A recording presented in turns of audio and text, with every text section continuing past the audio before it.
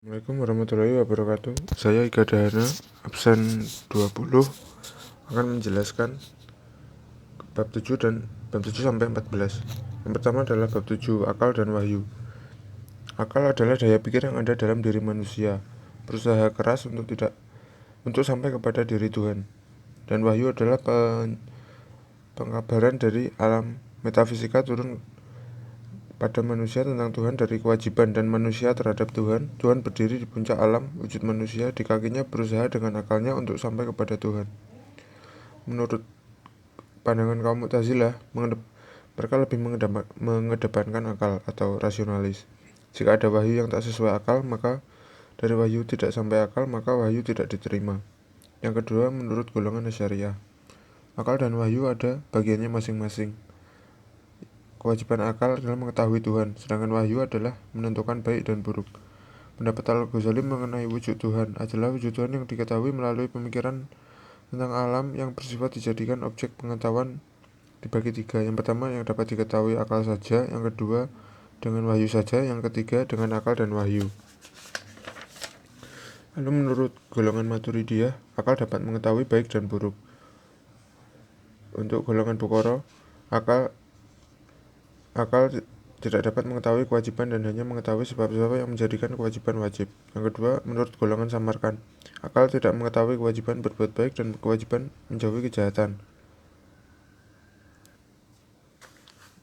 Lalu bab selanjutnya, bab 8 adalah fungsi wahyu. Pertanyaan tentang apa perlunya wahyu tentu banyak dihadapkan kepada kaum Mu'tazilah. Saat kaum tersebut berpendapat bahwa Tuhan tidak mempunyai sifat, mereka berpendapat Tuhan mengetahui, melihat, dan mendengar. Wahyu bagi kaum Mu'tazilah mempunyai fungsi sebagai memberi penjelasan tentang permulaan hukuman dan upah yang diterima manusia dan akhirat.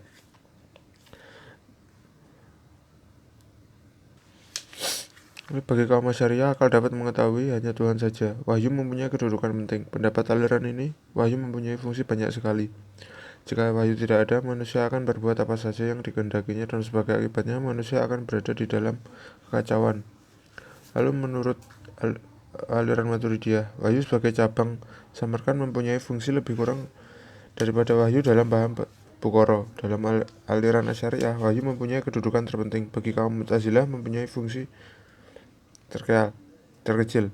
Tegasnya, manusia dalam aliran Mu'tazilah dipandang berkuasa dan merdeka, tetapi dalam aliran Asy'ariyah, manusia dipandang lemah dan jauh dari kata merdeka. Lalu bab 9, free will dan predestination. Kaum Mu'tazilah memandang manusia mempunyai daya yang besar dan bebas. Setelah tentu menganut paham Qadariyah atau free will. Mereka disebut kaum Qadarid. Al-Jubai menerangkan bahwa manusia lah yang menciptakan perbuatan mereka sendiri. Pendapat yang sama diberikan oleh Al-Jabar. Perbuatan manusia bukanlah diciptakan Tuhan, pada diri manusia sendiri yang mewujudkan perbuatannya. Menurut kaum Mu'tazilah, kemauan dan daya manusia untuk mewujudkan perbuatannya adalah kemauan Tuhan. Bagi kaum ini, perbuatan manusia bukanlah perbuatan Tuhan, tetapi perbuatan manusia sendiri. Aliran Asy'ariyah mengungkapkan bahwa manusia dipandang lemah. Kaum ini lebih dekat dengan paham Jabariyah daripada paham Mu'tazilah. Manusia dengan kelemahannya banyak bergantung pada kehendak kekuasaan Tuhan. Dalam paham Asy'ariyah, Al-Asy'ari, perbuatan manusia adalah diciptakan Tuhan dan tidak ada pembuat bagi kasb terkecil kecuali Allah. Kata Al-Asy'ari, terdapat dua unsur penggerak yang mewujudkan gerak badan. Penggerak yaitu gerak al-fa'il. Yang kedua bergerak yaitu manusia. Kaum Asy'ariyah berpendapat bahwa kemauan dan daya Tuhan dan perbuatan itu sendiri. Al-Maturidiyah menyebut daya diciptakan, tetapi tidaklah jelaskan apa daya itu merupakan daya manusia. Mengenal soal kehendak tentang upah dan hukuman mengandung arti bahwa kemauan manusia adalah pemaksaan daya baik untuk kejahatan maupun kebaikan. Jadi kehendak dengan paham Al-Maturidi bukanlah kehendak bebas. Dalam paham Qadariyah atau Mu'tazilah, manusia bebas dalam kehendak dan berkuasa dalam perbuatannya. Kebebasan dan kekuasaan manusia sebenarnya dibatasi oleh hukum alam. Bab selanjutnya adalah bab 10, kekuasaan dan kehendak mutlak. Bagi aliran yang berpendapat bahwa akal mempunyai daya besar dan manusia bebas dan berkuasa atas kehendak dan perbuatannya. Kekuasaan dan kehendak Tuhan pada hakikatnya tidak lagi bersifat mutlak, semutlak-mutlaknya. Bagi aliran yang berpendapat sebaliknya, kekuasaan dan kehendak Tuhan tetap bersifat mutlak. Bagi kaum Asy'ariyah, Tuhan berkuasa dan berkehendak mutlak. Bagi kaum Mu'tazilah, kekuasaan dan kehendak Tuhan tidak lagi mempunyai sifat mutlak, semutlak-mutlaknya. Dalam menjelaskan kemutlakan kekuasaan dan kehendak Tuhan, Al-Asy'ari, Tuhan tidak tunduk kepada siapapun. Di atas Tuhan tak ada suatu zat lain yang dapat membuat hukum dan menentukan apa yang boleh dibuat, apa yang tidak. Lalu Al-Dawani, Tuhan adalah Maha Pemilik, yang bersifat absolut dan berbuat apa saja yang dikehendakinya, dan tidak ada seorang pun yang dapat mencela perbuatannya. Lalu Al-Baghdadi dan Al-Ghazali, Tuhan dapat berbuat apa saja yang dikehendakinya, dapat memberikan hukum, menyiksa orang yang berbuat baik, dan dapat memberi upah kepada orang kafir. Lalu bagi kaum Asy'ariyah, Tuhan memang tidak terikat kepada apapun, tidak terikat janji, norma, keadilan, dan sebagainya. Bagi kaum Mu'tazilah berpendapat kekuasaan Tuhan tidak bersifat mutlak lagi. Lalu kaum Mu'tazilah menganut paham bahwa tiap benda mempunyai natur tertentu dan tidak dapat menghasilkan kecuali efek yang itu juga. Al-Qayyad bahwa tiap benda mempunyai natur. Kaum Mu'tazilah berpendapat bahwa hukum alam atau sunah alam yang menganut perjalanan kosmos, dan dengan demikian menganut paham determinisme. Dan determinisme bagi mereka sebagai kata nadir, tidak pernah berubah-ubah, sama dengan keadaan Tuhan yang juga tidak berubah-ubah. Dalam paham Mu'tazilah, kekuasaan mutlak Tuhan mempunyai batasan, dan Tuhan sendiri sebagai kata al-manar tidak bersifat absolut, seperti halnya dengan raja absolut yang menjatuhkan hukuman menurut kehendaknya semata-mata. Menurut kaum Maturidiyah, golongan Bukhara menganut pendapat bahwa Tuhan mempunyai kekuasaan mutlak, tidak ada yang dapat menentang atau memaksa Tuhan, dan tidak ada larangan-larangan terhadap Tuhan. Lalu Maturidiyah golongan Samarkand tidaklah sekeras golongan Bukhara, tetapi juga memberi batasan sebanyak batasan Mu'tazilah. Batasannya yaitu kemerdekaan dalam kemauan dan perbuatan yang menurut pendapat mereka ada pada manusia. Yang kedua, keadaan Tuhan menjatuhkan hukuman bukan sewenang-wenang, tapi atas kemerdekaan manusia, daya yang diciptakan Tuhan dalam dirinya untuk berbuat baik atau jahat. Yang ketiga, hukuman-hukuman Tuhan tidak mesti terjadi. Lalu selanjutnya bab 11, keadilan Tuhan. Bab 11 adalah keadilan Tuhan. Paham keadilan Tuhan banyak tergantung pada paham kebebasan manusia dan paham sebaliknya, yaitu kekuasaan mutlak Tuhan. Kaum Mu'tazilah berpendapat bahwa manusia yang berakal sempurna kalau berbuat sesuatu mesti mempunyai tujuan. Tuhan mempunyai tujuan dalam perbuatannya. Lalu kaum Asy'ariyah mempunyai tendensi sebaliknya. Mereka menolak pada paham Mu'tazilah. Bagi mereka perbuatan Tuhan tidak mempunyai tujuan dalam arti sebab yang mendorong Tuhan berbuat sesuatu. Lalu menurut kaum Maturidiyah golongan Bukhara, mereka mempunyai sikap yang sama dengan kaum Asy'ariyah. Tidak ada tujuan yang mendorong Tuhan untuk menciptakan kosmos ini. Tuhan berbuat sekehendak hatinya. Lalu Maturidiyah golongan Samarkand. Maturidiyah golongan Samarkand menganut paham free will dan free act. Dalam hal ini mempunyai Mu'tazilah, keadilan ditinjau dari sudut pandang manusia. Keadilan bagi kaum Mu'tazilah mengandung arti bahwa kewajiban-kewajiban yang harus dihormati Tuhan berkewajiban membuat apa yang terbaik bagi manusia. Contoh, tidak memberi beban yang terlalu berat bagi manusia. Kaum Asy'ariyah berlainan dengan Mu'tazilah. Keadilan Tuhan mempunyai kekuasaan mutlak terhadap makhluknya dan dapat berbuat sekehendaknya. Kaum Maturidiyah golongan Bukhara mengambil posisi dekat dengan kaum Asy'ariyah golongan Samarkand, dekat dengan Mu'tazilah.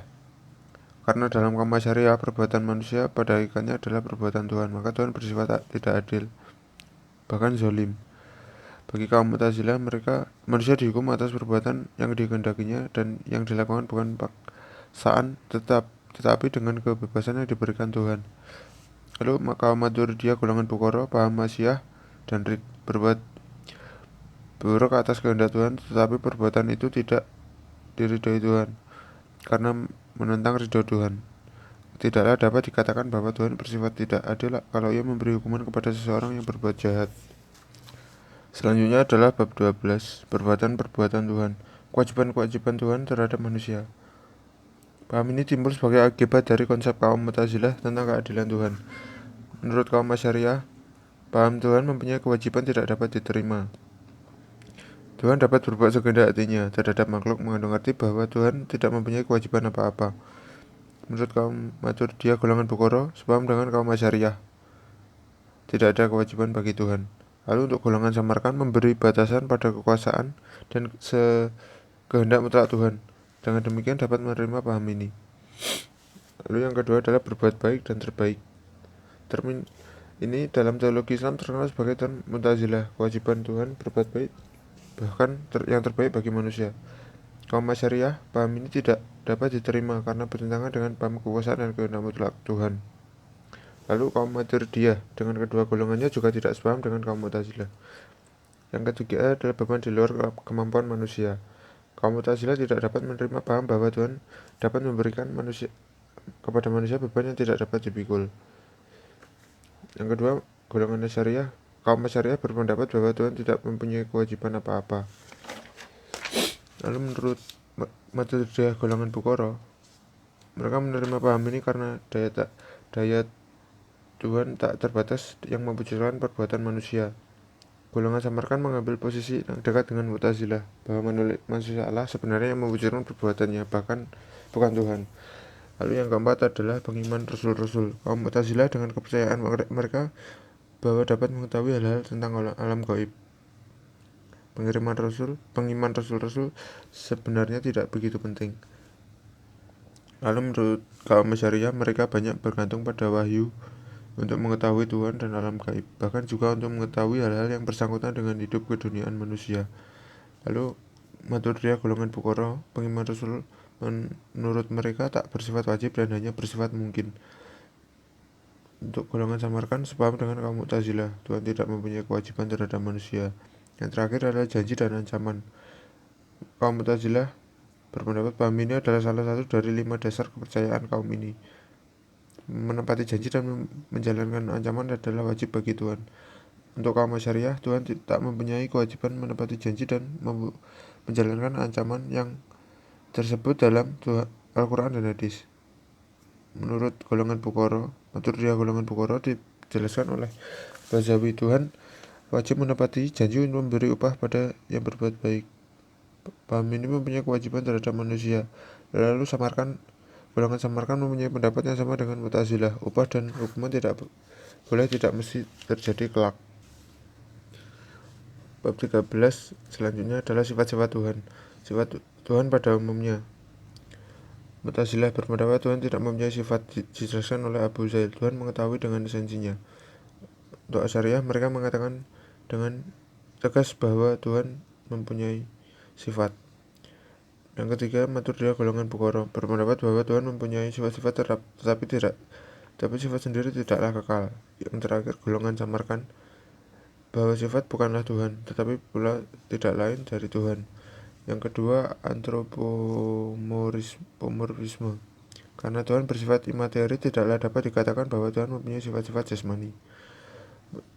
Menurut kaum Mu'tazilah yang berpegang pada kekuatan akan menganut paham ini. Dengan demikian, tata kerajaan diberi interpretasi kekuasaan al-ain, maka diartikan sebagai pengetahuan. Al-wajl, muka ialah esensi, dan al-yad, tangan adalah kekuasaan. Bagi kaum Asy'ariyah juga tidak menerima paham ini dalam artian bahwa Tuhan mempunyai sifat-sifat jasmani yang sama dengan sifat jasmani manusia. Golongan Maturidiyah golongan Bukhara tidak sepaham dengan kaum Asy'ariyah. Tangan Tuhan menurut Al-Bazawi adalah sifat-sifat bukan anggota badan Tuhan, yaitu sifat yang sama dengan sifat-sifat lain seperti pengetahuan, daya dan kemauan. Lalu golongan Samarkand mengambil posisi Mu'tazilah bahwa yang dimaksud dengan tangan, muka, mata, dan kaki adalah kekuasaan Tuhan. Yang ketiga adalah melihat Tuhan. Mu'tazilah, Tuhan tidak mengambil tempat dan dengan demikian tidak dapat dilihat, karena yang dapat dilihat hanyalah mengambil tempat. Lalu Asy'ariyah bahwa Tuhan akan dapat dilihat oleh manusia dengan mata kepala di akhirat nanti. Melihat Tuhan yang bersifat materi dengan mata kepala. Demikian tidaklah mustahil manusia dapat melihat Tuhan. Lalu kaum Maturidiyah dengan kedua golongannya sepaham dengan dalam hal ini dengan kaum Asy'ariyah. Kaum Maturidiyah juga berpendapat bahwa Tuhan dapat dilihat karena ia mempunyai wujud. Yang terakhir adalah sabda Tuhan.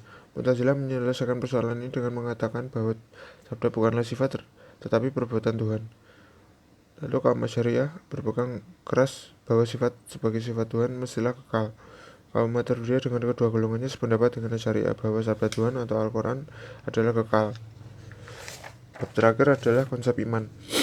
Iman tidak bisa mempunyai arti tasdik, yaitu menerima apa yang dikatakan atau disampaikan orang yang benar. Kaum Mu'tazilah, iman bukanlah tasdik, dan iman dalam arti mengetahui pun belumlah cukup. Iman mereka bukanlah tasdik, bukan pula ma'rifah, tetapi amal yang timbul sebagai akibat dari mengetahui Tuhan. Lalu menurut kaum Asy'ariyah, iman tidak bisa merupakan ma'rifah atau amal manusia. Dapat mengetahui kewajiban itu hanya melalui wahyu. Wahyulah yang mengatakan dan menerangkan kepada manusia bahwa ia berkewajiban mengetahui Tuhan dan manusia harus menerima kebenaran berita ini. Oleh karena itu, iman bagi kaum Asy'ariyah adalah tasdik. Yang ketiga adalah kaum Maturidiyah golongan Bukhara. Kewajiban mengetahui adanya Tuhan, iman tidak bisa mengambil bentuk ma'rifah atau amal, tetapi haruslah merupakan tasdik. Batasan yang diberikan Al-Bajawi tentang iman adalah menerima dalam hati dan lidah bahwa tidak ada Tuhan selain Allah. Yang terakhir adalah golongan Samarkand. Iman lebih dari tasdik karena bagi mereka akal dapat sampai kepada kewajiban mengetahui Tuhan. Bagaimanapun batasan iman dengan tasdik hanya dapat sesuai dengan aliran Asy'ariyah dan Maturidiyah golongan Bukhara. Samarkand, iman mestilah lebih dari tasdik, yaitu ma'rifah atau amal.